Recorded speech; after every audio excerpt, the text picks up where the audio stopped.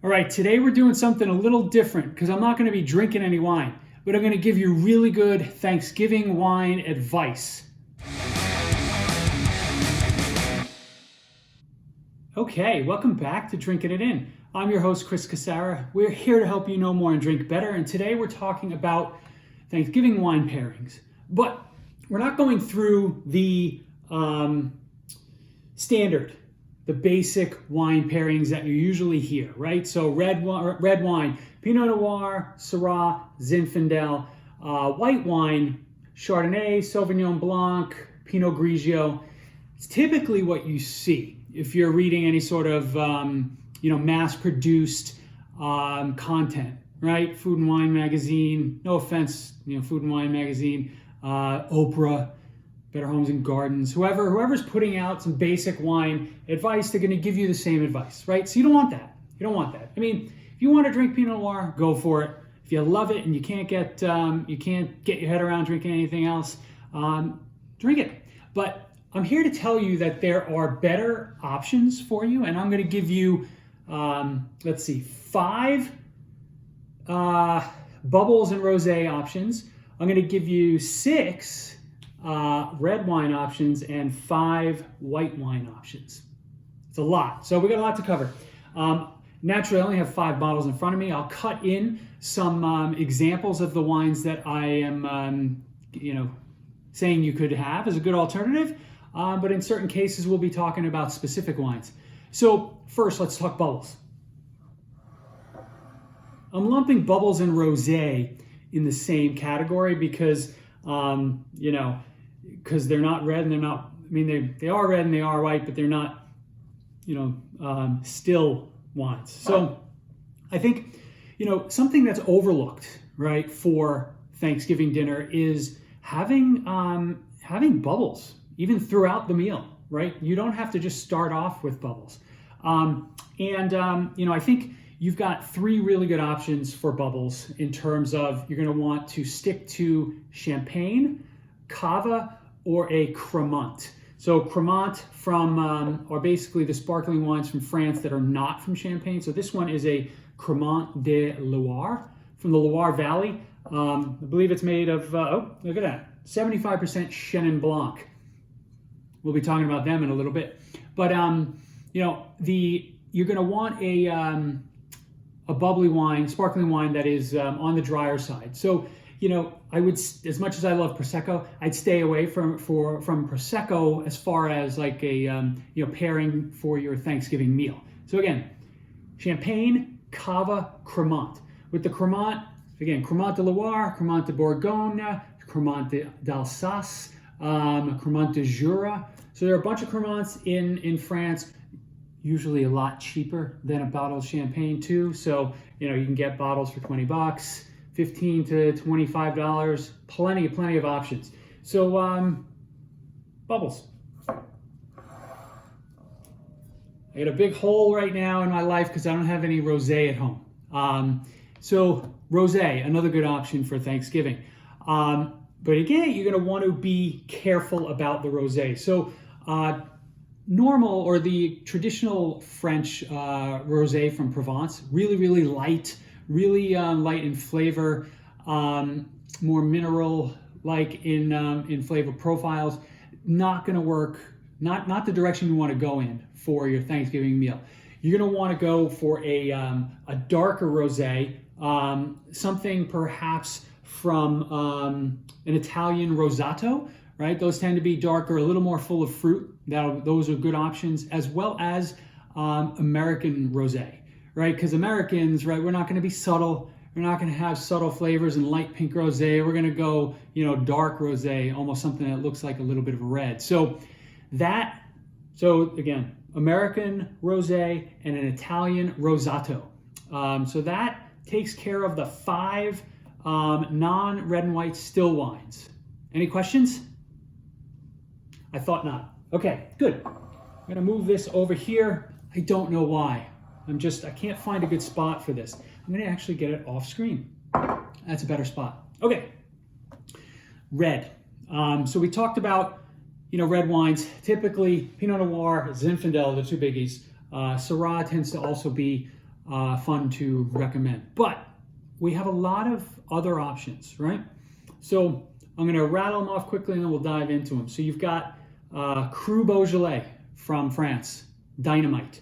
You know I love that, right? I talk about it a lot. Finger Lakes Cabernet Franc. Just tasted one of those with my friend Eric from Bin 412, and those are going to be perfect for Thanksgiving. Grenache-based wine, right? So either from Spain, better. You can also do the Southern Rhone, of which I've got an example here. That would be my second choice. I'd go Spanish Grenache before I do a Rhone Grenache. And then Nebbiolo, Langhe Nebbiolo from the Langhe, a Langhe Nebbiolo, not a Barolo, not a Barbaresco, although you could kind of go there, but a Langhe Nebbiolo, which is your basic Nebbiolo. The other thing, the last wine, so that was Beaujolais, Cabernet Franc, Grenache, Nebbiolo, Beaujolais, Cabernet Franc, Grenache, Nebbiolo. That's 4. I told you I had 6. Mencia, Spanish from the Bierzo region. We just did an episode on that a short time ago. And last but not least, don't sleep on Merlot. So Merlot can be a very good Thanksgiving wine because it's softer than Cabernet. So let's just go through those. Cru Beaujolais, right? Stunning wines, light in texture, really, really nice and fruity. This one, great Pinot Noir alternatives. So naturally, that's where we're going to gravitate towards. This one is a Moulin-a-Vent. You can also, again, you're going to look for anything that's got Morgon or Chiroubles or Cote de Brouilly, Fleurie. Those I'll put a list in the show notes. But any of those Grand Cru Beaujolais, those are going to be good options. I'd stay away from Beaujolais Nouveau because that's just sort of sugar water. Cru Beaujolais, the way to go. Finger Lakes Cabernet Franc. Sure, you can do Cabernet Franc from France, right, from the Loire Valley, similar to where our Cremant de Loire is from.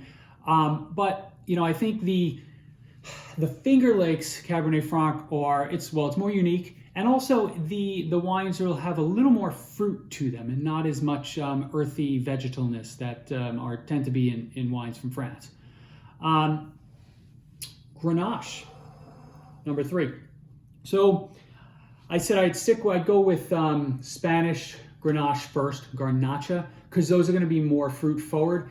But a Cote de Rhone, right, something that's mainly Grenache, although it has some Syrah and Mourvedre in it, will also work because they're not, again, we're not looking for big, oaky, monster wines that are they're just going to obliterate all the food you're serving. It's not like you're having giant ribeyes and mashed potatoes for Thanksgiving, right? You've got a lot of lighter foods, right? Things that are a little more delicate, different textures, and if you have something that doesn't glide on your palate, like a big heavy red wine, it's gonna kill some of those foods. So Grenache, you gotta love that, the strawberries and raspberries and those red fruits that you're gonna find. Langhe Nebbiolo. So Nebbiolo is the grape. Langhe, Langhe, is the region. It's a broader descriptor for where Nebbiolo is grown in the Piedmont area. So Barolo and Barbaresco are tiny spots within the larger Langhe. But some of the wines that are labeled Langhe Nebbiolo are they're beautiful. They're light. They have a little grip to them, but they won't overwhelm your palate and it'll be a good match. Let's talk about Mencia. I'll link up the Mencia episode right here because we just did it recently. Actually tasted this wine as part of it, the Petalos. I had this Saint Jacques Ultrea 2018 wine out recently at a tapas bar, and it just blew me away. It's a little bigger than this guy, but Mencia is sort of like we said, it's like Pinot Noir turned up to 11. So it's light, it's drinkable. It'll have a little more fruit and spice than some Pinot Noirs, but a really good one to experiment with. And again, these, $20, If you're lucky and get a deal on a 6-pack for like 19 bucks on this, you will not be disappointed. And lastly, let's give Merlot its due. I think it's a big wine, but it's softer, right? It's not a Cabernet. It's not a big, Petite Syrah. It's not something that's going to overwhelm your palate. It'll please the, people who like the big red wines, but it won't go too far, and it'll work with all your the foods on your table. Okay, I have no white wines in front of me, so we're going to have to rely on old pictures and pictures from the World Wide Web in order to go through the 5 white wines that I would see as good alternatives, right? We have Chenin Blanc. I'll bring this guy back in the picture just because I have no white wines to show. White Bordeaux, which has mostly Sauvignon Blanc to it, but it has some Semillon in the blend, so it becomes a little more rounder. A Gruner Veltliner, wines from Austria.